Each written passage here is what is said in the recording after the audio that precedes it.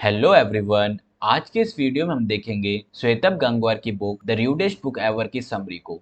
ये बुक हमें लाइफ को जीने के और लाइफ को देखने के कुछ एकदम नए प्रिंसिपल से इंट्रोड्यूस कराती है। तो चलिए शुरू करते हैं आज का वीडियो, जिसमें मैं बताऊंगा ऐसे 4 लेसन जिस बुक से मैंने सीखे। पहला लेसन है यू आर अ नेशन। इसमें राइटर हमसे कहते हैं कि आप लोग खुद को एक पर्सन की तरह देखना बंद करो और खुद को एक पर्सन न समझकर एक नेशन समझो, और आपके जो फ्रेंड्स फैमिली हैं वो आपके पड़ोसी नेशन हैं, और आप हो अपने नेशन के प्राइम मिनिस्टर, और आपका रोल है अपने देश को आगे ले जाना। आपका जो सेल्फ कंट्रोल है वो है आपके नेशन की सिक्योरिटी फोर्सेस, और जो आपके अर्जेस हैं, आपकी लाइफ की डिस्ट्रैक्शंस हैं, वो हैं टेररिस्ट। अब अगर आपको अपने देश को आगे ले जाना है तो आपको अपनी सिक्योरिटी फोर्सेस यानी अपने सेल्फ कंट्रोल को स्ट्रांग बनाना होगा, ताकि वो बेकार की डिजायर्स को खत्म कर सके और आपकी कंट्री को टेररिस्ट से बचा सके। अगला लेसन है पीपल आर वेयर्ड।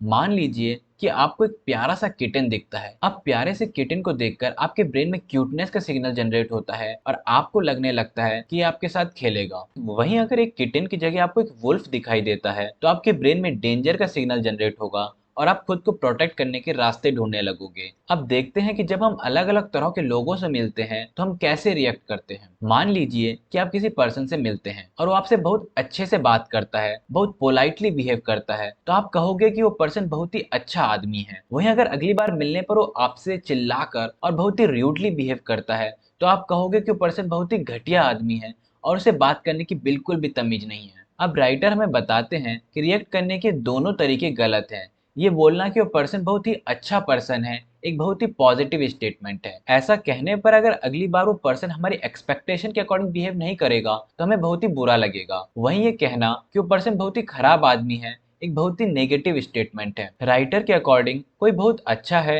या फिर कोई बहुत खराब, ऐसा सोचने के बजाय हमें ये मानना चाहिए कि लोग अजीब होते हैं और वो अजीब तरीके से बिहेव करेंगे। जब हम अपने ब्रेन को लोगों के अजीब बिहेवियर के लिए प्रिपेयर रखते हैं तो लोग चाहे अच्छे से बिहेव करें या फिर बुरे तरीके से, हमें कोई प्रॉब्लम नहीं होगी, क्योंकि हमने खुद को उस अनप्रिडिक्टेबल बिहेवियर के लिए तैयार रखा था। तीसरा लेसन जो मैंने इस बुक से सीखा वो है डोंट सीक अप्रूवल। छोटे से ही हम इस तरीके से ट्रेन होते हैं कि हमारे लिए सेल्फ सेटिस्फेक्शन से ज्यादा दूसरों की प्रेज और अप्रूवल इंपॉर्टेंट हो जाती है। जब हम छोटे में एग्जाम देते थे तो हमें पता होता था कि हमने पूरी मेहनत करके एग्जाम दिया है, लेकिन फिर भी हम तब तक खुश नहीं होते थे जब तक हमें टीचर से या फिर पेरेंट्स उस परफॉर्मेंस के लिए प्रेज न मिल जाए। छोटी उम्र में चीज फिर भी ठीक है, लेकिन बड़े होने पर भी ये आदत हमारे साथ बनी रहती है और हम काम करने के लिए दूसरे की अप्रूवल लेते रहते हैं, अपना बेस्ट देने के बाद भी दूसरे की प्रेज का वेट करते रहते हैं। राइटर कहते हैं कि हमें ऐसी आदत से खुद को जितना हो सके उतना बचाना चाहिए और अपनी बेस्ट परफॉर्मेंस देने को इंपॉर्टेंस देनी चाहिए,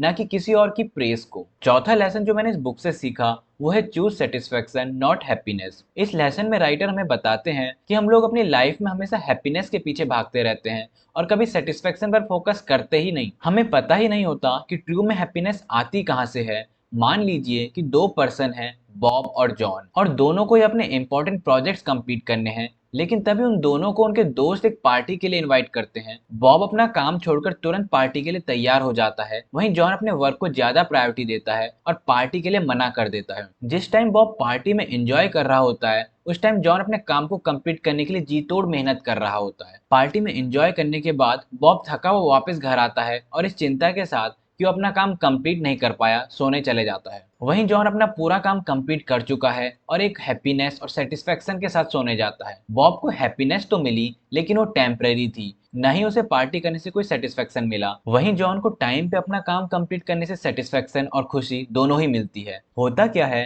कि हम सोचते हैं कि हमें इंजॉयमेंट करने से हैप्पीनेस मिलेगी, लेकिन इंजॉयमेंट से हमें जो हैप्पीनेस मिलती है वो टेम्परेरी होती है। वहीं अगर हम इंजॉयमेंट की जगह सेटिस्फेक्शन के लिए जाएं तो उससे हमें जो हैप्पीनेस मिलेगी वो परमानेंट होगी। इसलिए हमें इंजॉयमेंट को इग्नोर करके अपना पूरा ध्यान सेटिस्फेक्शन पे रखना चाहिए। ये लेसन्स मैंने श्वेतब गंगवार की book the rudest book ever से लिए हैं, और अगर आप इस बुक को पढ़ना चाहते हैं तो आप इसे अमेजोन से खरीद सकते हैं। अब बारी है इस बुक से मेरी फेवरेट लाइन की, और वो है if you need somebody else to tell you that you are special, then you have not done anything to earn it in your own mind।